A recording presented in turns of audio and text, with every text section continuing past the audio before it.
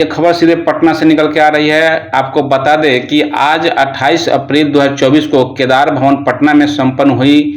बिहार शिक्षक एकता मंच की राज्य स्तरीय आपात बैठक में सर्वसम्मति से निर्णय लिया गया है कि माननीय हाई कोर्ट पटना के द्वारा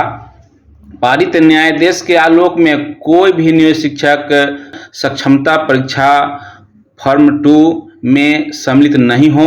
इस तरीके का उन लोगों ने आज जो अध्यक्ष मंडल लोगों का ये आह्वान हुआ है।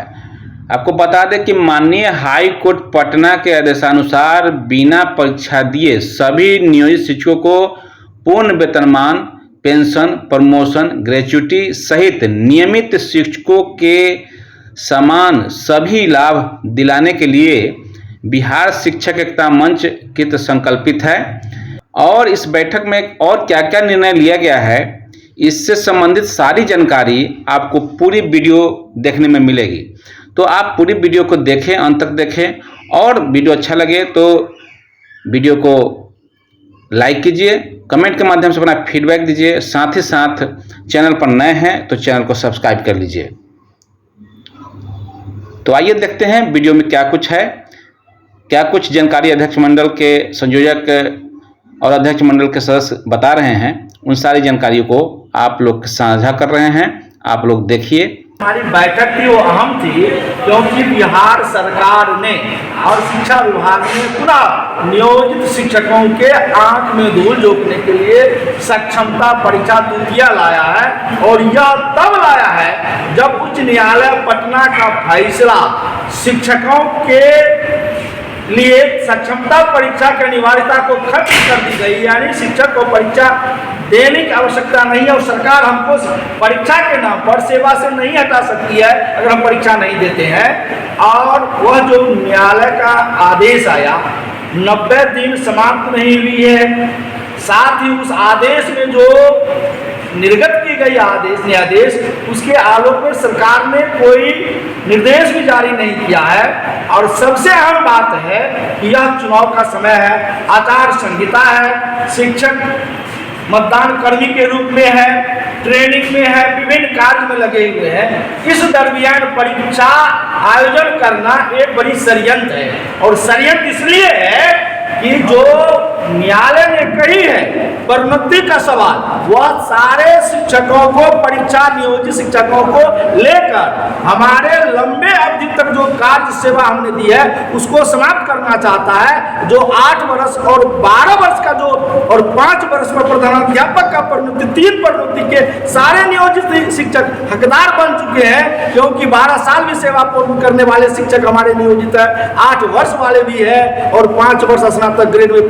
पूर्ण करने वाले हैं। तो इनको वो समाप्त करना चाहती है कि जो परीक्षा नहीं दिए हैं वह इसके लिए लड़ाई लड़ेगा और न्यायालय के द्वारा न्यायाधीश जो आया है उसका वो बेनिफिट लेगा। उससे रोकने के लिए हम तमाम नियोजित शिक्षकों का पुनः वो एक चालाकी से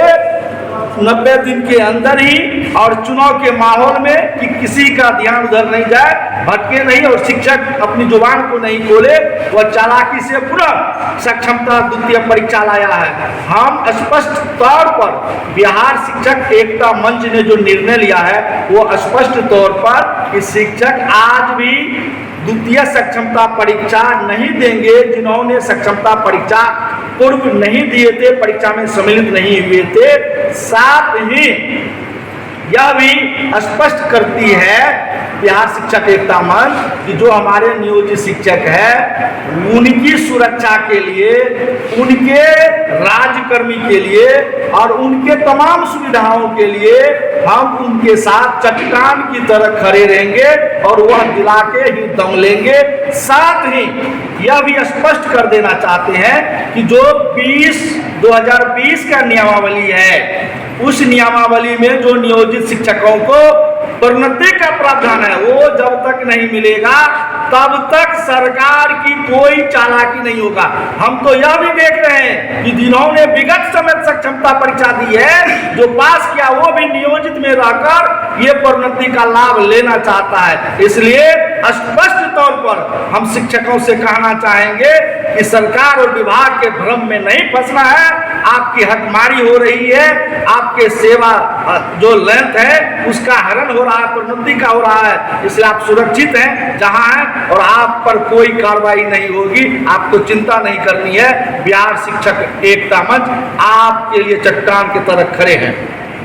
देखिए, आज सदन था बिहार शिक्षक एकता मंच का। आज 28 तारीख को पूरा सदन बैठा था और बैठ करके यह सर्वसम्मति से निर्णय लिया, संयोजक महोदय बता दिए कि किसी को सरकार के झांसे में नहीं आना है, परीक्षा नहीं देना है और जो लाभ है आपको पेंशन का या फिर सेवा ग्रेजुएटी का, प्रोविडेंट फंड का, नियमित शिक्षक के समान वेतन का, वो जो माननीय हाईकोर्ट पटना का ऑर्डर आया है जो 60 नंबर में स्पष्ट अंकित है कि राइट टू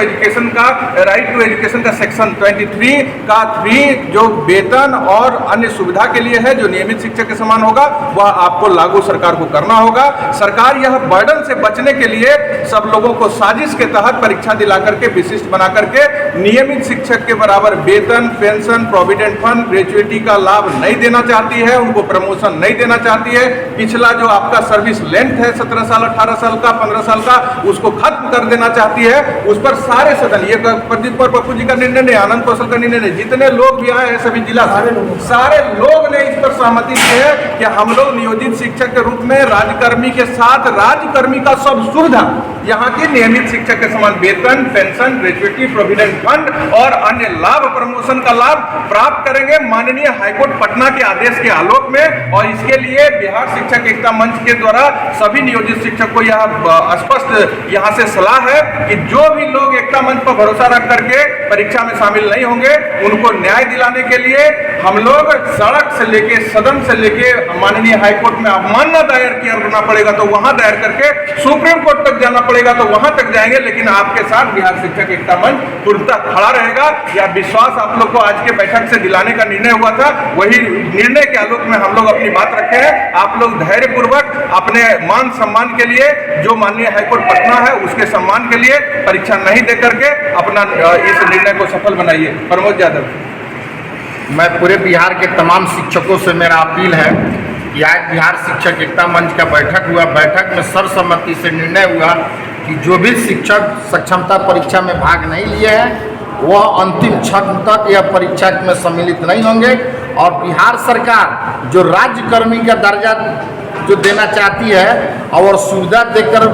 छलावा करना चाहती है, वह सभी शिक्षकों को, नियोजित शिक्षकों को जितना सुविधा है जो न्यायालय के आलोक में 90 दिन के अंदर सरकार नहीं पालन करती है तो 90 दिन के बाद कोर्ट ऑफ कंटेम्प्ट के माध्यम से बिहार के तमाम शिक्षकों को नियम लागू करवाएंगे